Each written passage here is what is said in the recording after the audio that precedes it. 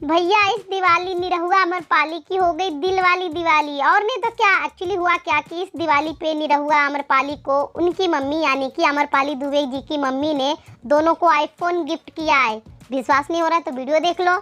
इन दोनों को, हाँ सिर्फ अमरपाली को नहीं, अमरपाली के प्यारे दोस्त, दोस्ती बोलते ना निरहुआ को, हाँ तो उनके प्यारे दोस्त निरहुआ को, अमरपाली दोनों को इतने महंगे फ़ोन दिलाए हैं, आप खुद ही देख लो।